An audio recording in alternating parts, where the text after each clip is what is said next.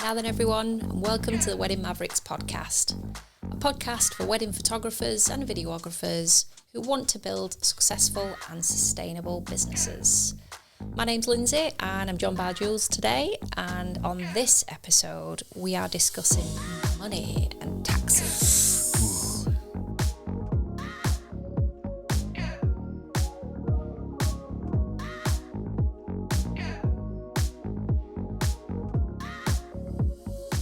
Now, this might seem like a bit of a dull topic to talk about, but it is super important.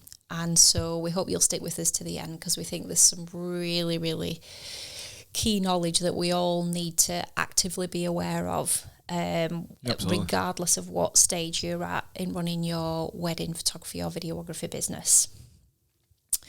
It's that time of year here in the UK where we will be thinking about not only the year ahead, but also the impending deadline for those of us that are self-employed, to make sure that we have our tax returns completed in time. Yeah, the deadline is in the UK, the deadline is the 31st of January for the tax year previous. So basically the tax year runs from not the 1st of April actually, I think it's like the 5th of April usually, but it's around the start of April until the end of March every year. That's the self-employed tax, each person's tax year. Not just the self-employed, but everybody's tax year. So your tax return from the 31st of January from the previous year needs to be done by the 31st of January. And for some reason, everybody just leaves it to the last minute, don't they, Linz? Oh, a lot of people do anyway. Are you directing that at me? No. All right, okay. No. I just mean generally, it's like a thing, isn't it? Yeah. It's that once Christmas and New Year's out of the way, panic. Shit, it's time to get the tax return done. The adverts start appearing on telly. See them on social media. Yeah. Oof. So we thought that given the time of year that it was, now would be a really good time just to kind of either introduce these topics to you, or maybe it will act as a bit of a refresher for those of us that have been in business for a little while, because let's face it, these two topics, money and taxes, those are things that can actually make or break your business. So it can be all well and good having an actual successful and sustainable kind of practice in delivering the service that you offer, but actually when it comes down to it, a huge element of what is actually going to make your business sustainable is whether or not you're managing your money within your business. So, managing your money, that's a really good way of, I don't know why I haven't written that down anywhere in these notes, say managing your money. That's exactly what it is. It's about managing your money. Yeah.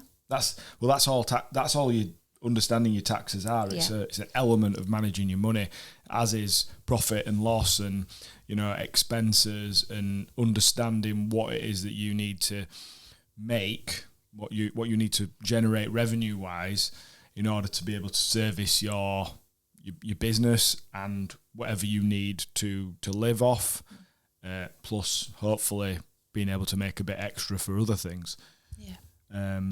Managing your money is, that's the best way of putting it. Thanks.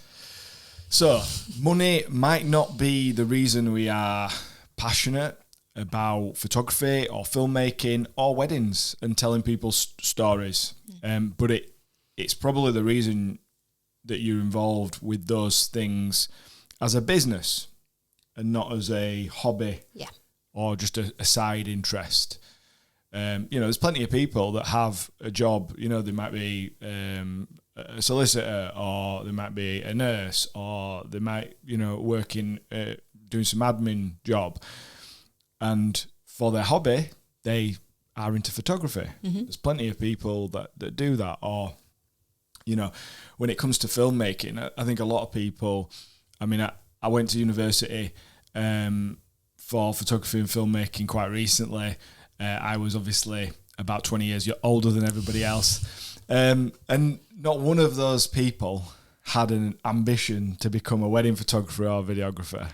And actually, you'll probably hear this quite a lot, but it's one of those things that's a little bit it's still, even to this day, is still one of those things that's kind of frowned upon within the photography and filmmaking industry is weddings. I don't get it personally, but then again, I'm not from an art school background. I wouldn't say I'm from a creative background necessarily, so I have a different thought process on these things. So it's probably not, a lot of people's ambition or intention is not necessarily because they want to be a filmmaker or they want to be a photographer, is to actually get into weddings. There'd be a very small percentage, I would say. But if you are interested in a career within photography, filmmaking, video production, you probably find that unless you're very lucky or you work extremely hard and you're very tenacious and you are prepared to do whatever it takes to become, to work your way up in the industry, that's very difficult to get into, in terms of work, like being a well-established studio or editorial photographer, or working on films, like actual films, or in the video production world, on a more kind of established level. That's very difficult. So if you actually want to make a living from this, you're probably going to find that doing something like weddings is one of the best ways of making a decent living, having the opportunity to make a decent living, whilst doing something that you're into. Okay, so, you're into weddings, you're into photography, you're into filmmaking, videography,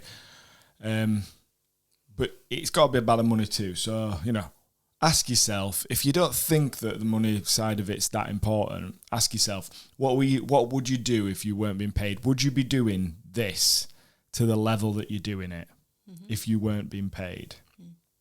And I think if the question is, you wouldn't be doing it if you weren't being paid the money that you are to do it, then you've got the answer to your question, that money is super important. It's like completely integral. It's as integral as going and taking the pictures, making the films, and the stories that you're telling. If you weren't getting paid correctly for it, or you're not making the right amount of money that you need from it, it's not going to be successful, and it's not going to be sustainable for you. And when we're talking about money, we're not talking about being high rollers here. It'd be we're very not talking easy about to being rich or anything. We're talking about having that thing of making a living. And doing that in a way that makes sense. That makes this a better option than going and working in the local supermarket, or going and being a nurse, or a train driver. These are just things that are popping in my head because you're just picking up all of the industries that are currently going down the route of industrial action. It's on my mind. Yeah. So, we need to kind of keep our mind focused around money at times in our business. Obviously, through the busy periods when you're photographing, filming lots of weddings, that is your focus. But when you've got time and you're doing other things and you're thinking about your business and you're thinking about how you're going to market your business, you're thinking about things that you could do to improve it, things that you want to improve from a creative perspective, from a knowledge and skills level perspective, you also need to be thinking about how you improve things from a money perspective. And that's why money and taxes are so kind of important to talk about, and that's why we're going to be talking about them in this episode. Yeah. So let's have a little general discussion around money, Linz, because I think that a lot of money is one of those taboo subjects that doesn't get talked about a lot. I know that you don't go typically down the pub and start talking to people about money, chatting to acquaintances and friends, general friends about money. I know I will have conversations with my close friends about money. That's because we're all kind of at a time in our lives where we're either business owners or we're family people with kids. We're kind of starting to approach middle life, if you like, and we're thinking about how the hell are we going to retire one day and what does that look like. So instead of talking about what car are we going to get next? We're now starting to talk about how we're going to invest our money. We're talking about how we're going to make sure we've got money for the future. Acquiring assets, almost, like that seems to be the thing that we talk about, and the best way of kind of preparing for a point where hopefully you don't have to work all the time. Which is obviously a long way away, but it's something that this is the stuff we talk about. But I know that when you're younger, I don't think you get, there's not enough conversations, not enough education or open discussion around money. And I think that a lot of the approaches and the attitudes towards money and towards having it, not having it, all stems from your experiences as you're growing up usually. So if you come from quite a wealthy family, you probably have different perspectives on money than you do if you came from a poorer one. So I mean, I came from quite a poor situation when I was growing up, and all I ever wanted to do was work hard so that I had money, and it was a massive part of my adolescent years. I got a job very early, and I have not stopped working since. And that's always been like a driving force for me, because I never wanted to be without money. So I always made sure that I had some, not rich, not wealthy, but I had enough money to be able to do the things that I couldn't do, to have the things that I couldn't have when I was growing up, make sure my kids can have those things, and make sure that I felt secure, that I didn't have those same anxieties that I probably didn't even realise I had as a kid, but they were probably there. Yeah. Yeah. And I think, I would, obviously we know that we've in a lot of ways had a similar kind of upbringing, not knowing one another as kids, but, for so much the same. I have two younger brothers. A lot of the time, my mum was functioning as a single parent. It was definitely kind of poorer circumstances. She always did the best that she could financially for us, but sometimes through, I think, perhaps wanting to do the very best that she could for us, ultimately ended up in financial trouble and went through bankruptcy when we were quite young. And I think the motivator for me was, as soon as I was able to, much like yourself, started off with just like a weekend job when I was sort of 16, and then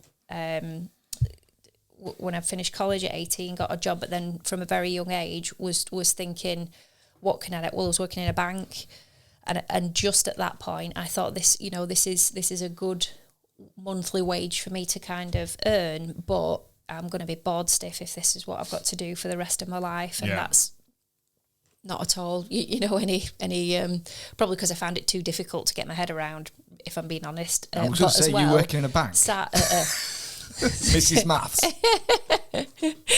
sat at the desk, so to speak, and what appeared to be few sort of opportunities for someone of my age at that point. I just kind of thought, no, I need to do something that's kind of going to stimulate me, body and mind, if you like, but I need it to be something that I know has 100% job security. I need it to be something that is perhaps going to take me up to retirement, if you like, a reliable career that's maybe recession proof. Yeah. Because financial stability is going to be so important to me. And at a young age, going to work for a public service, so going to work in the police, that instantly provided me with all of those things. But it provided me with the ability to kind of be able to contribute towards our family dynamic, as it were, at that point. And I think you're absolutely right. Throughout your life, then, the motivators that you have are the things that will kind of influence your decision making around finances, whether that's personal or whether it becomes business finance when you're working for yourself. We are absolutely coming from a place of being influenced by our childhood. Yeah, and that's exactly the same reason I ended up in the police. It wasn't something I had ambition to do. It was looking for a job, looking for a career that would give me that kind of security, that kind of income level. I I look back and I could have done all sorts of things. I could have come into a creative industry much earlier. My background in terms of family is I am literally the anomaly in my family.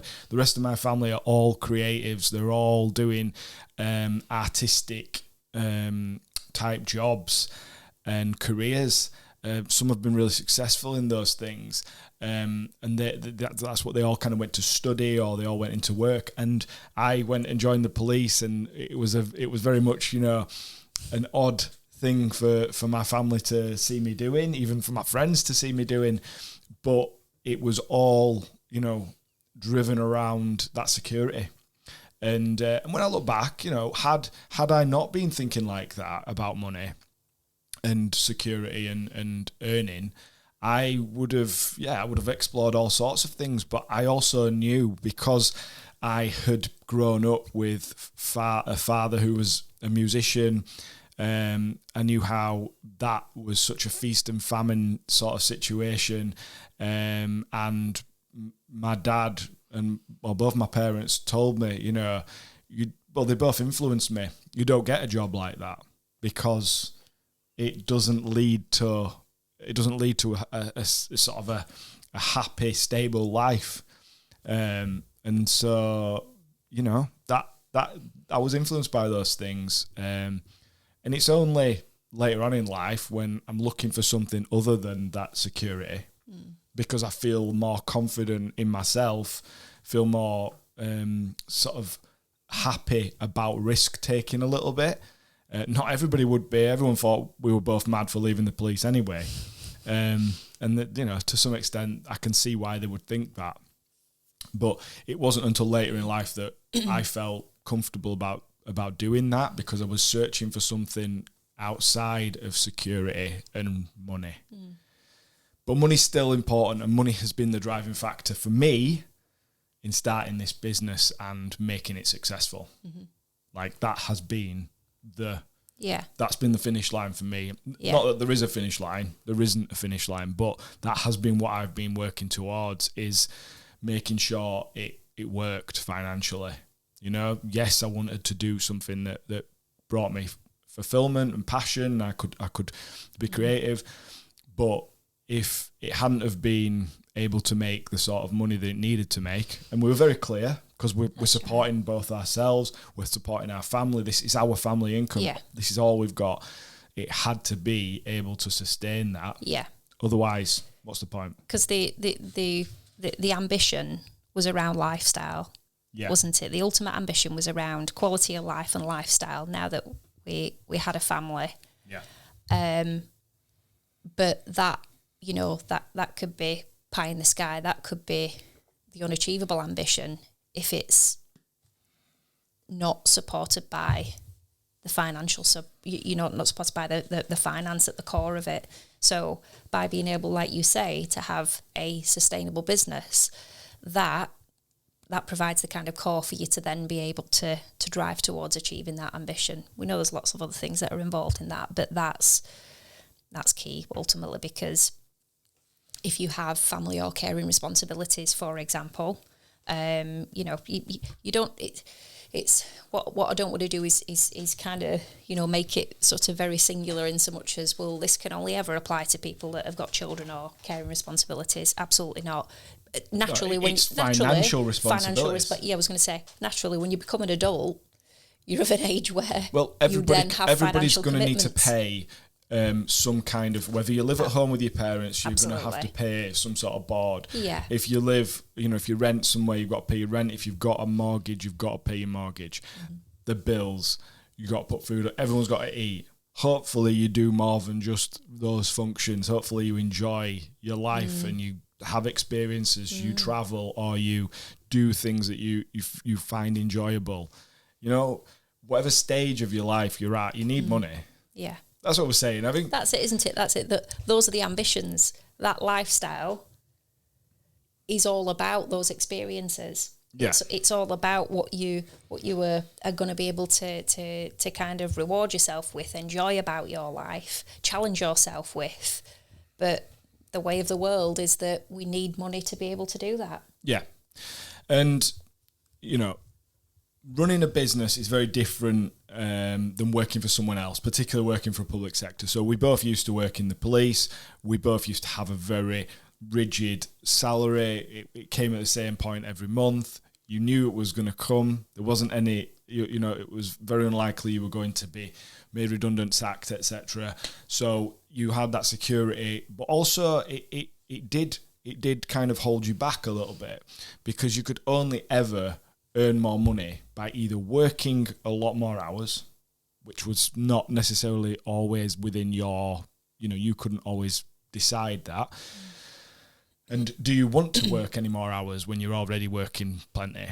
And progression-wise, earning more money, that was also out of your hands to some extent. Yes, you can do things to better yourself, but you're within a system. There is only a certain system of you had to get promoted or you had to be there longer to earn more money. That is pretty much the same for most jobs. It's all about taking on more responsibility, and you don't necessarily get the opportunity to take on that more responsibility until you've done X, Y, Z or waited for your turn or whatever. Whereas the difference with running your own business is it's very much down to you. You are in control of your own destiny with that. That's the bit that it was always for me. This was always one of the draws to starting my own business. And I realised, looking back, going into a public service wasn't necessarily the right thing for me. I should have always started my own business. It doesn't really matter what business it is, just because of like the way I think about things and the work ethic. There was lots of people when you work in somewhere like the police, you work with people who do a little bit of work, and then you work with people that work really hard. Everybody's getting paid the same. And that's the difference between owning your own business. You are actually in control of your own destiny. If you want to work harder and you want to be able to make more money, you can do. Vice versa. If you want an easier life and you don't need to make more money and you would rather have more time, you're in control of that. And that, you don't have that in the police either, because or a job like that, because you just have to be there when they say it's. So you really do have this thing, and it gives you a different perspective and approach to money, because actually now, you can see opportunities to do things with that money, or opportunities to do things with that time. And if you're not thinking about these things actively, then you're kind of missing out on the point of being a small business owner. Because it's freedom and opportunity. These are the two things that come with money and being able to have that freedom with it. So the way I like to think of it is money as a facilitator. All that money does is enables you to do things. So it enables you to live, enables you to have your business, but you can also invest in your business. So you can invest in your business to grow it, or to kind of take it in a different direction. You can invest in yourself. So that could be, from a personal development perspective, or, giving yourself time to do things that you want to do. It could be on experiences. It could be on your future. It could be on your kids. It could be because you want to help other people, your family or your friends. You might want to be, doing something. You might want to be able to do this so that you can pay the bills, but then you want to volunteer or work in some other capacity or other things that you're interested in that are like passion projects. And that's what kind of being able to make the right amount of money that you need to do these things and thinking about it actively will give you.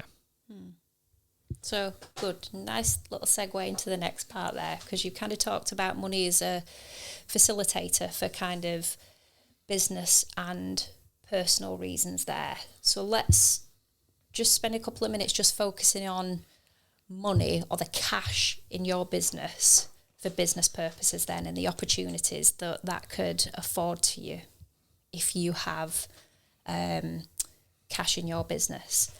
Cash. I think cash money. Cash should be seen like the lifeblood of your business. Now, whether you're a small, medium, large business or organisation, cash within it is essential to not only the survival, but also the success and the sustainability. It's a snake. Of your business. Sin snake. Oh dear. So kind of think of it as it's like the fuel that's going to power the day-to-day kind of business operations within your organisation, within your business, however you might kind of refer to it. So it can enable you to do a number of things, and a few kind of different examples with a bit of context I'm going to go through in a moment. But think of it from the terms of it can enable you to have the ability to grow, start to grow and develop your business, develop into maybe other areas of what you're doing. It can even help you kind of navigate through difficult times. COVID. It goes without saying, absolutely. Huge example, you know, 2020 to 2022 very much focused on COVID around the world. Now we're kind of onto a different challenge, aren't we? That we all understand is happening within the economy. So that may not result in a complete shutdown of our industry, but I think we would all agree that it's certainly making it more challenging at the moment. So having money available, having cash within our business is certainly going to help us to be able to kind of make it through, if you like, steady the ship through more challenging and difficult times.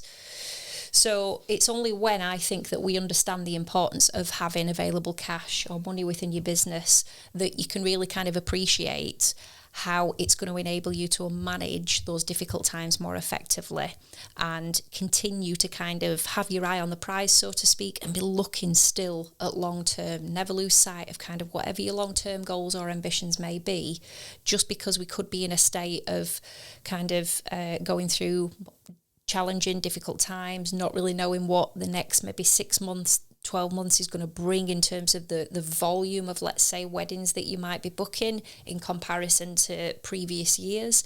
Still also think about why am I in this for the long term? Why is having a sustainable business important to me? Okay, it's for these reasons. All right, what can I do in the short term then? Have I got available cash, money within my business that's going to help me to maybe make some different decisions in the shorter term? But ultimately, it's to keep a business afloat. It's to keep things moving. So on that, what are you kind of meaning by that then? When you're saying, so you'll hear the term cash flow. So cash flow would be the amount of money that's coming in and going out of your business.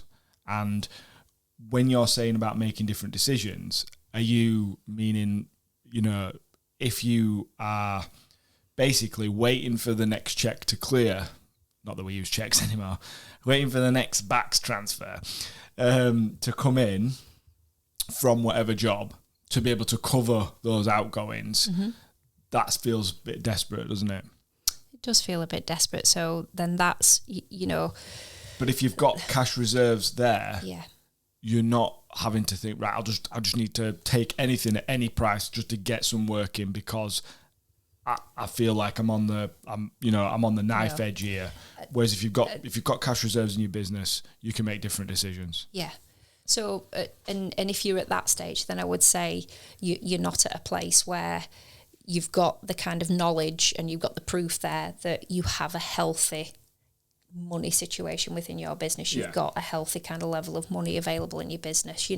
Yes, having that money available means that you can meet basic things like your monthly expenses. So if you have a premises, you're going to be thinking about rent. If you've got a vehicle, it might be vehicle leasing.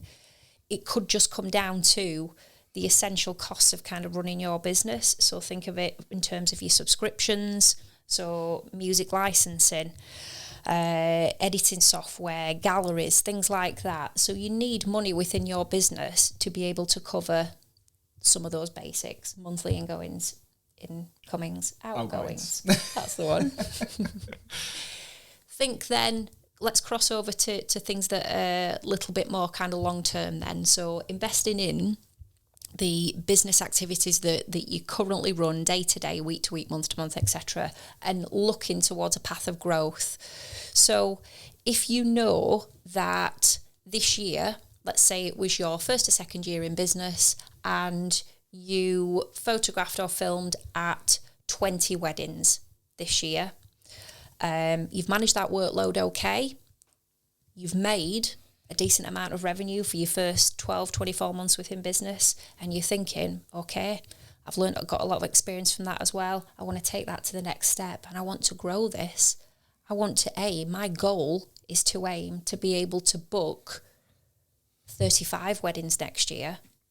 So you're looking at growth for your business, because financially that's going to bring in more income from your business, but also in terms of your business output, that's certainly going to be an amount of growth there. So what do you need to be able to achieve that? Do you just do what you've done to get those 20 clients for the past year or two? Do you just keep everything the same? No, of course you don't. You know you're going to have to step up your game. You know you're going to have to increase your activity when it comes to marketing, when it comes to raising the profile of your business. You may even go so far as to thinking, well, now that I feel a little bit more established and I've got this experience, I want to be able to present myself in a better way. So I designed my own website before, or I didn't even have a website, I just had an Instagram page before, but I'm ready to make an investment in having something that's going to now see me and carry me through this growth and into the next kind of stage of my business. So you need money in your business to be able to do that. You do. Yeah. You might even consider being able to respond to new opportunities that present themselves. If you have cash in your business, you're going to be able to do that. So, for example, let's take even something as basic as you have a piece of equipment that needs repairing. If all you were doing was simply breaking even, if all you were doing was able to cover your monthly bills, but you've got a broken camera or a broken lens or lighting equipment, whatever it may be, well, you can't take advantage of any new opportunities that come along that might require you to need, let's say that's your second camera and another lens that you've got. If you've only got one other one that's in working order, well, you're already restricting yourself at any jobs that you're actively doing. But in terms of taking on new opportunities there, looking to kind of mix up what you're doing, diversify a little bit, if you've only got 50% of your equipment that's in working order, you're not going to be able to potentially take on that opportunity. Yeah, I mean, to kind of put it in a more practical example, for us, we do photo and video now, but we didn't start out like that, and we didn't start out with the ability to be able to do a really good job in both photo and video. The reason being, that requires a lot more equipment. Now, I would say that we're very minimal in the way that we work. We don't use tons of equipment. We try to use the very least amount that we can. But you still, if you're going to do both photo and video, and you're going to be able to do the sort of coverage that we offer, you're going to need, we have like 5 or 6 cameras altogether. We don't use them all, but if one breaks, we've got a spare. Because you've got that many cameras, you need at least that many lenses, but you also probably going to want different lenses for different things. So you need to be able to buy even more lenses, and then there's the audio equipment, and then there's the lighting equipment, and then because we do photo as well, we have both LEDs, but we also have flashes. That's before you start getting into like fancy bits of equipment like drones and gimbals and anything like that.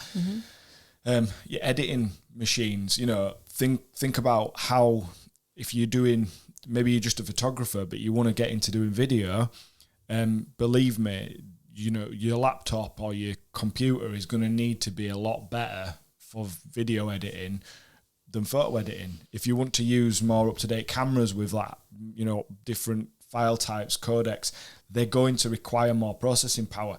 All of these things, they are like, you have to be thinking what is going to change down the line. A new camera might cost you 2, 3, 4, 5,000 quid. New lens might cost you 1,000, 2,000 quid. If that's the sort of money that you're going to be spending on equipment, you can't just pick that out of thin air. That's got to be something that you're thinking about, those investments year on year. You don't want to have to buy 2 or 3 cameras and 2 or 3 lenses in one go. You want to be constantly thinking every year, I'm going to be able to put a little bit of money, a few £1,000s into updating, upgrading my equipment. And that's going to allow you to grow, like Lindsay's saying. So that's from a toolkit perspective. There's also opportunities, don't forget, in increasing your own knowledge, expanding your own knowledge and your own skill set. So if there's money there available within your business, it might be, so remember we talked about that scenario of a person that's been in business for a year or two now and is thinking that they kind of just want to develop that little bit further.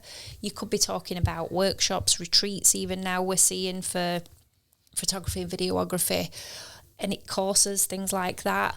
But we know that any worth the salt, really, you're talking hundreds of pounds, maybe into the thousands, especially sort of retreats and things that you see, because those things are things that will occur over kind of a long weekend or, a few days and things like that. So they are a real investment in kind of your own continued upskilling and development and really fine-tuning your skills, but also the kind of opportunities for sort of networking and just opening up other work opportunities, I guess.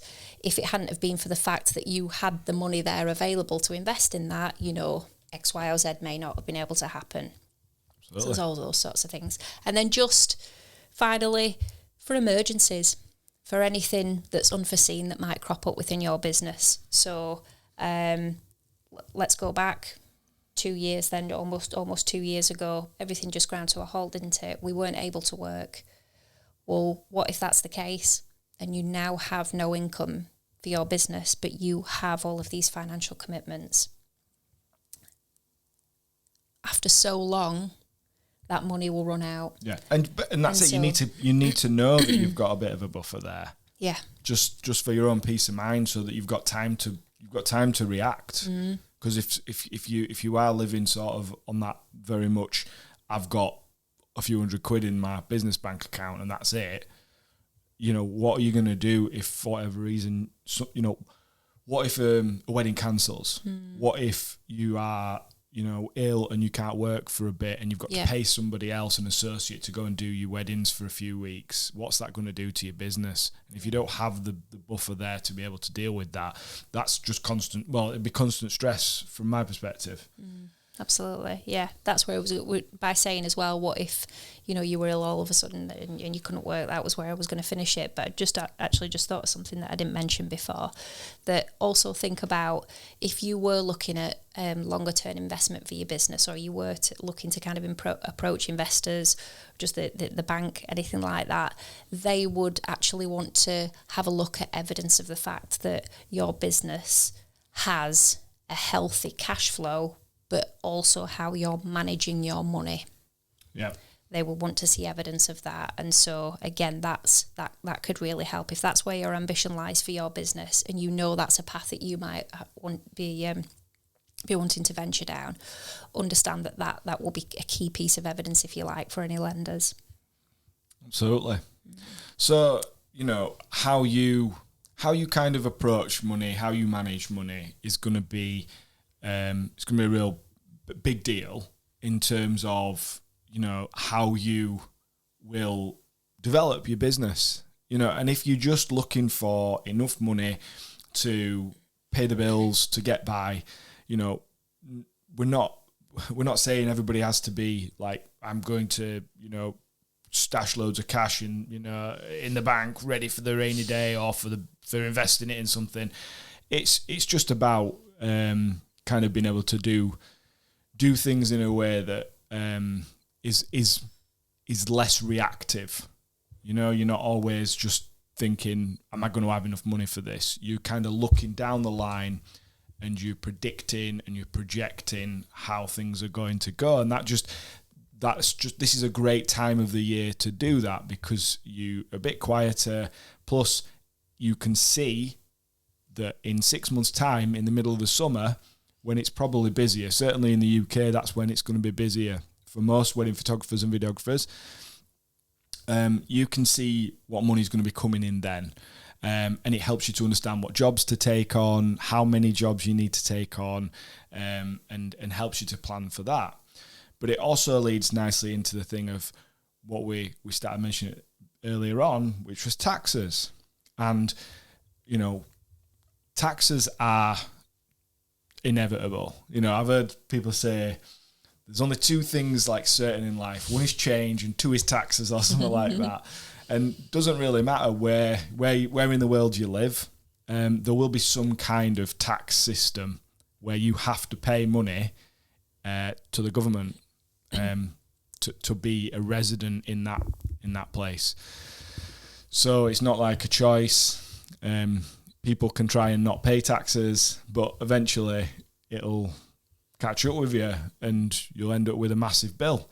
So rather than, thinking, well, it's not something that I really need to think about or I want to think about, it's not something of importance or interest to me, it's kind of got to be, and especially if you're running your own business, because if you are doing this properly and you're a registered business, we're not going to go into kind of how you set up your business, what structure you've got, because that's a completely different topic we might cover at a different time. But if they know about you because you've registered your business in one way or another, someone's gonna come and ask for some money at some point if you haven't been paying it. So, for some context, anyone who's listening who's new to starting or running a business, we're going to quickly go through and explain self-employed business owners, how they're like taxed in the UK. Just really, really sort of, we're going to go through it really quick. We're not going to go into all the nooks and crannies of it. And it's going to be completely different to other parts of the world, but the principles are going to be the same. It's just what it's called, the procedures, the processes will be slightly different. And we're not experts in this topic. We're not accountants, we're not financial advisors. That's just our little disclaimer. We're just discussing our understanding and experience of what can be like a really daunting and complex topic for some people. Like, I feel like I'm interested in this a little bit and I feel like I understand, but every time I speak with the accountant and he's going through stuff, I still am struggling to understand. And don't get me wrong, we're because we're a limited company, so we do a tax return for the company. It's just it's not as straightforward as a sole trader's tax return. No. It's not just in and out. There's all sorts of different categories of things that just change things slightly. So, but if it confuses me, then somebody who's got no interest in money and taxes and things like that is going to find it very confusing. So we want to just try and simplify it through this explanation. So a self-assessment, basically, if you earn money and you don't earn it through a system, a pay system that you get from your employer, so anybody basically who's running a business is going to need to do a self-assessment, and we've already talked about it. Runs till the end of to the end of March, and you've got till the end of January the year after to pay it, or submit it. And the idea is you've got to basically show what you've earned, what you've spent, and what tax, because you've made some sort of profit or some sort of earnings, what tax you should pay on those earnings. So basically, in the UK, we have different types of tax that we have to pay. And the types of tax that you'll end up having to pay, and the rates are all going to depend on how much you earn and lots of other different things. But these are the simple headlines out there. Mm-hmm. Right, so income tax is what it says. If you earn something, whatever your income, your personal income is, you're going to have to pay 20% of that. So basically, whatever you earn, in to be safe, whatever you earn, you should think of 20% as not being yours when you've earned it, because you're going to have to pay it to the taxman. Now, there's some deductions and allowances that will affect that. But if you do nothing else, but every time you get some money off somebody, you put 20% of it away, you will never need to worry about paying your tax bill, because you'll have that money there. And then if it turns out that you don't need to pay all that, then you can you've got a nice little savings pot. But a really good, simple way of managing your taxes is to just every single bit of money you get, put 20% away. Now, I'm not going to say we do that, but we've got an accountant and we kind of do things, we have a different way of doing it, but we know that we're going to have to pay that tax. So, but that's a really simple way of doing it. And when we first started, that's pretty much what we used to do. We used to have a separate account that we put 20% away in every month.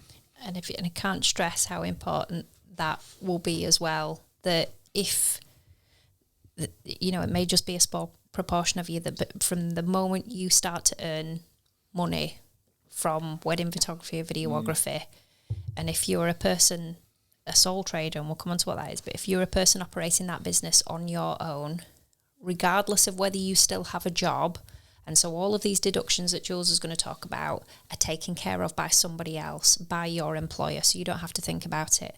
But the moment that you start to earn income from weddings, get a separate bank account, open a separate bank account and put the money that you earn from those into that bank account. Step number 1, day 1, please do it. Yeah. So just makes it so it just keeps your personal finances completely separate and you might only just be thinking, well, I'm just kind of dipping my toe into this. I'm not really sure whether I'm going to carry this on or not. It doesn't cost you nothing to set up a second bank account. It doesn't have to be a business bank account to start off with. If you've got a limited company, you do need a business bank account of some kind. But if you're just operating as a sole trader, self-employed person, you can use any account for that business. You don't have to have a separate account, but we would always recommend it. Like Lindsay says, it just makes your accountancy, your bookkeeping and your accountancy a lot easier to understand. So that's 20%. You're going to pay that up to earning 37.5 grand.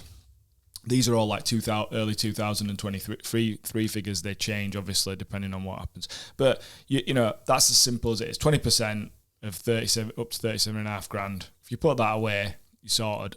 After that, tax rates go up to like 40% and then 45%. There won't be that many people having to pay that much tax because you'd be doing extremely well if you were. But then, you know, on top of that, in the UK, we have national insurance, which is kind of a social security type payment that you might find in other parts of the world. And that is 13.25% of everything that you earn over a certain amount. I think it's £242 a week. So basically, if you earn more than £242 a week, which is, you know, just under £1,000 a month, just under 12 grand a year, you're basically going to have to pay that national insurance as well. And that, again, is 13.25% above a certain amount.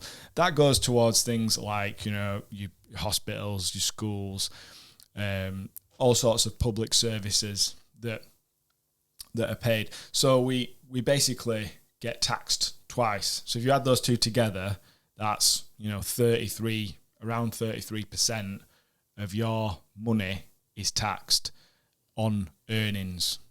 Now, there are some allowances that I'll come on to in a second, so you don't pay it on everything. Some people, if they're earning less money, they won't pay any tax.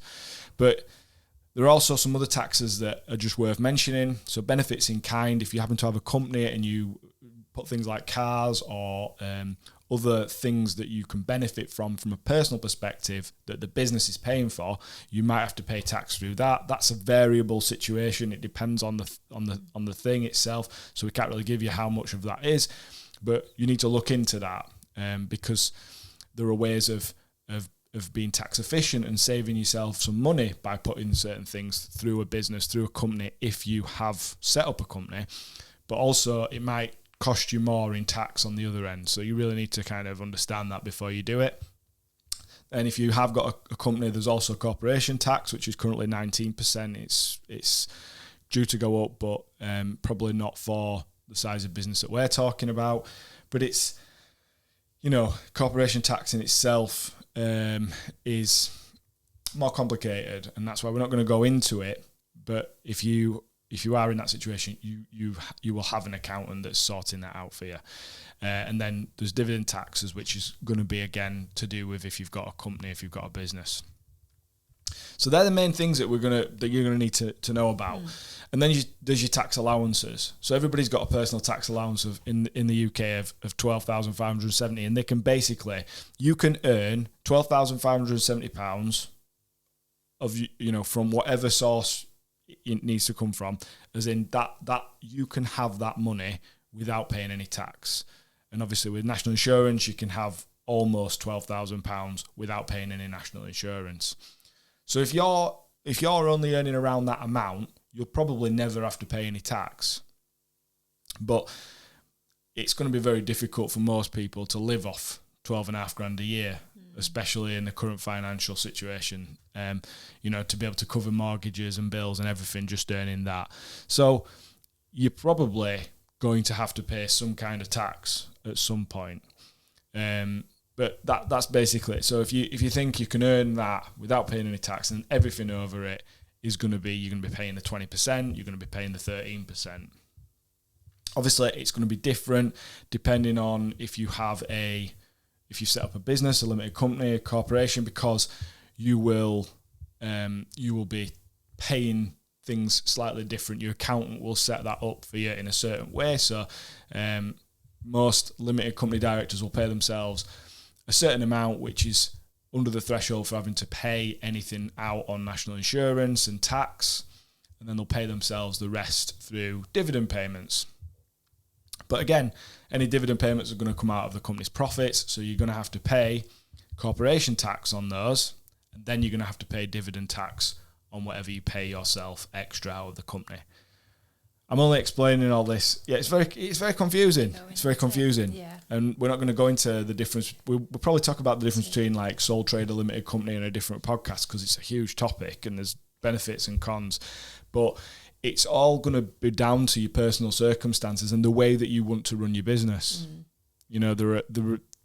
Basically, we have a limited company, but it does make sense for us because there are two of us. And because of the way that we planned to grow the business, we wanted to be able to, to have the ability to do that and have, potentially have other employees eventually. Mm-hmm.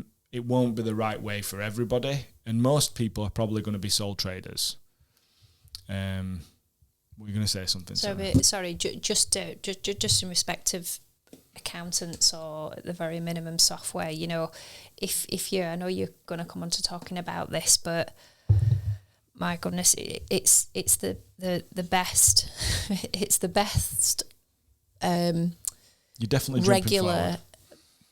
Sorry, just because you've said accountant a couple of times, it's the best regular payment you can make, I think, in your business, is having somebody that understands the accounts and everything that's required and when it needs to be done by, because we would be lost without it. And I would say,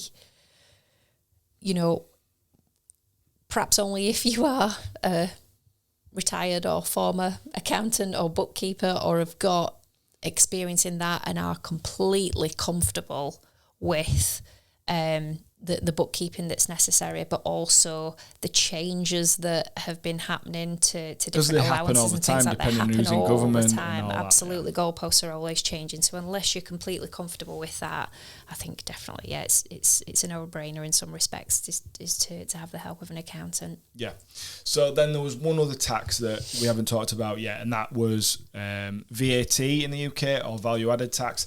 And that is essentially what will be in other parts of the world a sales tax. So an amount that if you're operating a business and you're selling a product or service, an amount that the government says you need to charge this on top of your amount that you're charging, basically generating money for us.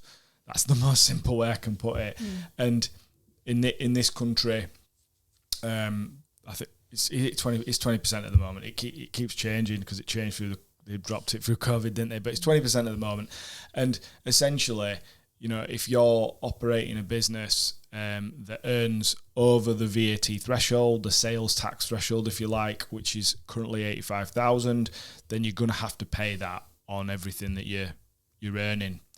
And that's why you hear so many small businesses like ours talk about the VAT limit and talk about them keeping under that, because once you go over that, for a business like ours that is dealing with the consumer, it's a lot more difficult to pass that extra money onto the consumer. So it essentially is all it's going to do is eat into your own revenue, your own profits.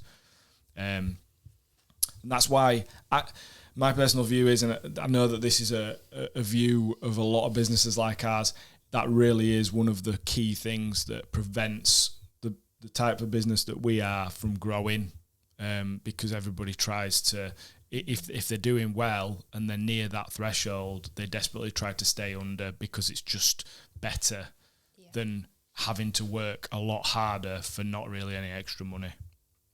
It's got for it to be worthwhile. It has to be a serious leap, a big serious leap. Like you have to be it? making tens of thousands more for it to be worthwhile.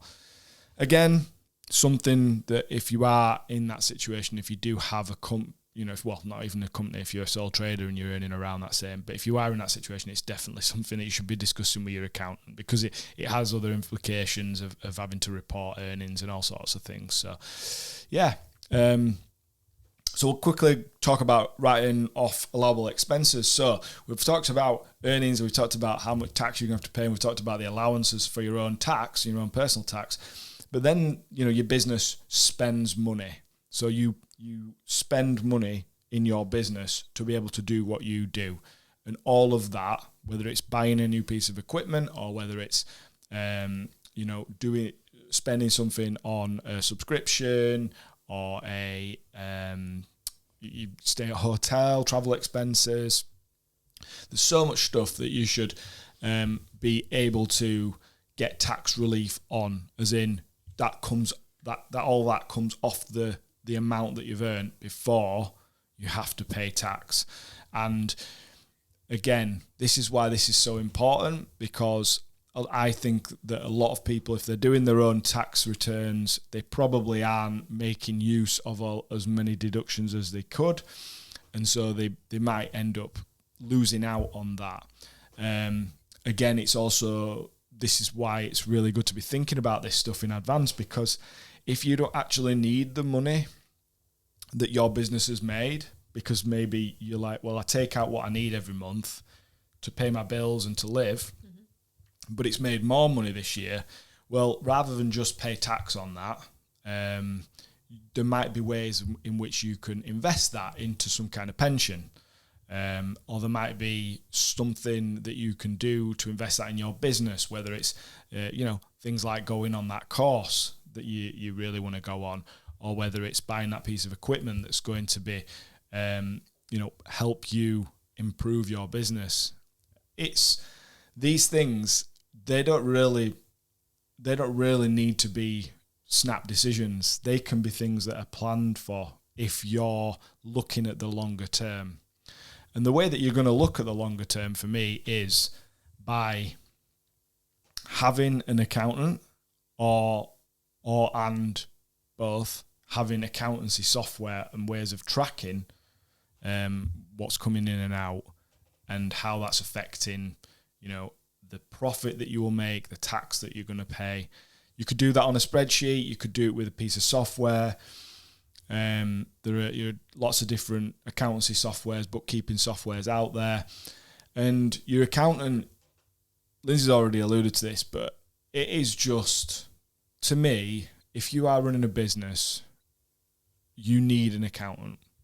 Now, if you're not doing this, if you're not earning loads of money from this, and it's kind of a side thing, yes, you can probably, the first year I did my own tax return, and there wasn't really much to it, because I didn't earn that much, I didn't spend that much, so it was simple. But now, I look at the tax return, and we've just sort of finalised the corporation tax, and honestly, I don't understand it properly, but I know that the accountant has done some amazing, stuff to make sure we're taking full advantage of everything that we can. And so the tax bill is a lot less than I was expecting. And partly that is because we have invested money through buying equipment. And that's that. I wouldn't be able to do that. We wouldn't make those decisions if we didn't think about this stuff in advance, because we had an accountant who helps us to plan this every year.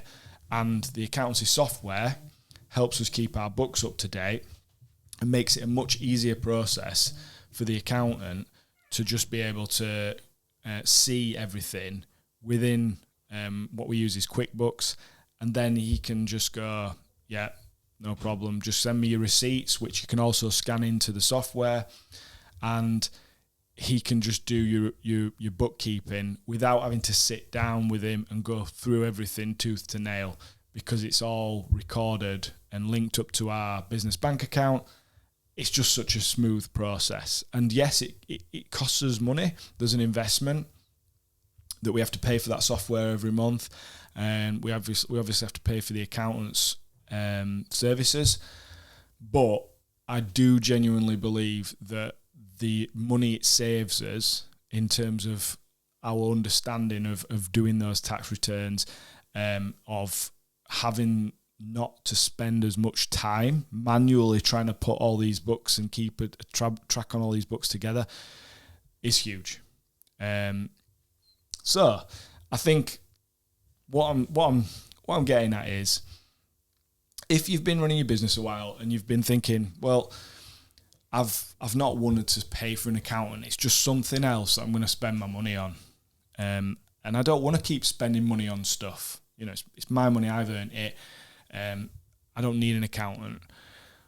Honestly, I really do think that it's, you know, sort of management software, CRMs, and then accountancy software / an accountant, two of the things that are most important when it comes to spending money in your business. And it's something that you will get tax relief on anyway. And it's, if you're definitely kind of doing this seriously, you're doing this full time, this is your thing, your baby, I really believe that it's a very worthwhile thing to spend your money on.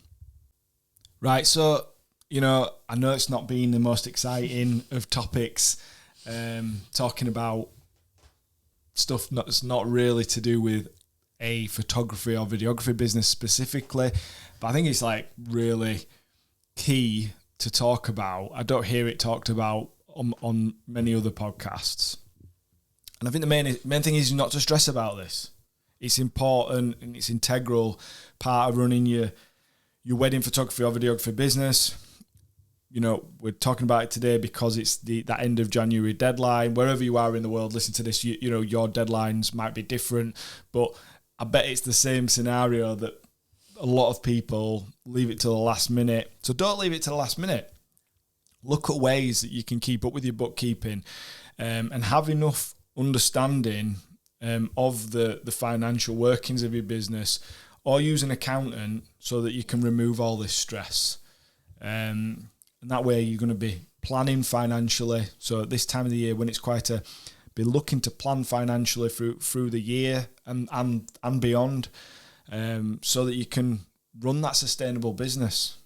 You know, it's just about thinking ahead, thinking about where things are now, where things are going to be at different points in the year, because we're all going to have those peaks and troughs where there's lots of money. I mean, let's think about it. There's certain months where there's so much money coming in, you know, it's crazy, isn't it? Right? And then you get another month, zero comes in, right? And if you're not able to plan financially when you've got that kind of up and down roller coaster effect, if you like, of your revenue, you know, you are going to. I would find it stressful if I wasn't able to kind of project where things were going. And it's still, you know, despite the fact, so we have an accountant that will do all of our bookkeeping. We're on the QuickBooks software. Despite the fact that we have those things with the knowledge and with the capability to do that for us, you do still stress over, you know, the income, and we're in that quieter period of the year. where there's not many jobs that are happening. And particularly so this only year. last night you were showing me, and like we've talked about before, there's been this real change in kind of the spending behaviour of people. We've noticed a real difference in how many, up to the back end of last year, how many bookings were we getting for 23, 24. Start to get a bit concerned, a bit nervous, consider what we can do about that. But it's inevitable that there are going to be those peaks and troughs through the year. That's just the nature of kind of being self-employed. And I wouldn't ever like to pigeonhole our industry as a seasonal thing, because quite clearly people do get married. There are weddings that occur right across the year, but I think we just have a peak season, a peak time, don't we? That in itself, I think, has increased a little bit. So now I see it stretching from really kind of end of May into sort of end of September, so not just July and August that we're focused on, but that still leaves months at either side of it. So without a doubt, there's the peaks and troughs that are there. And yeah, even though we've got the accountant in place and all the rest of it, it doesn't stop you, and I think it's a good thing to be actively kind of thinking still month to month, oh, well, what about this? What about that? You're thinking about, can we get that lens repaired? Can we get that camera repaired? There's a piece of kit. It's the start of the year. We're looking at the kind of not only the logistics for the weddings ahead, but the practicalities of, have we still got the right kit that we're going to need for the season when that kicks off? What are we going to do about that? Have we got cash in the business to be able to fix, repair or replace items that we're going to need? And if you weren't kind of actively sort of, like I say, not stressing about it, but it wasn't a focus in the back of your mind, then that's when mistakes are made.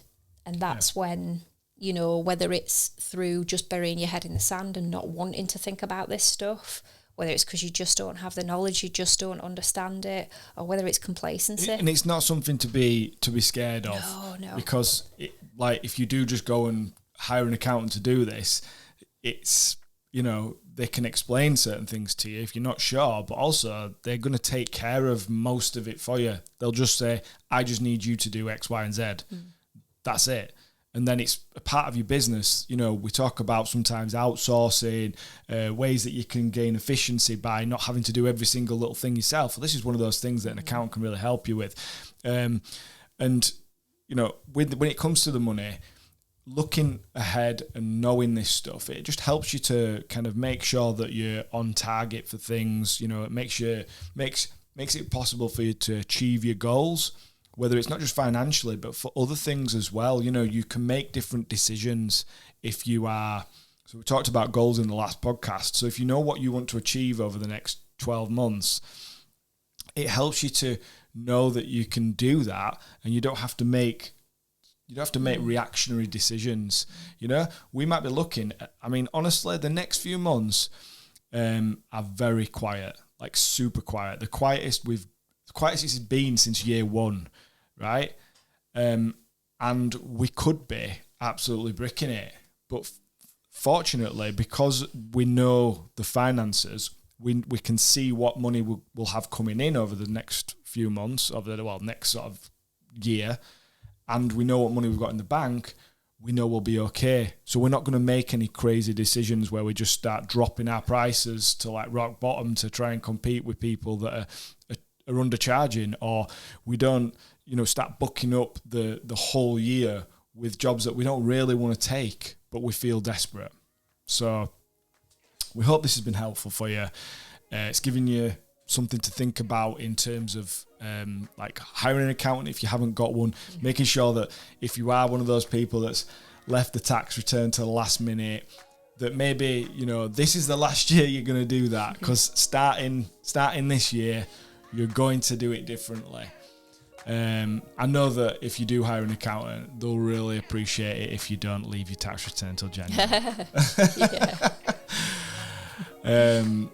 So if you've got any questions or anything that you want to ask us, or comments on what we've said, you can drop us a DM at Wedding Mavericks on Instagram. If you want to email us, it's info@weddingmavericks.com. Please don't forget to drop us a little review if you like on wherever you listen to podcasts, like Apple Podcasts. That'd be perfect. we want to try and get the podcast out to more and more people. Can see the numbers going up every week. We really appreciate you taking the time to listen to us, and we hope you have a great week, and we hope you get your tax return in on time. Thanks everybody. Take care for now. Bye.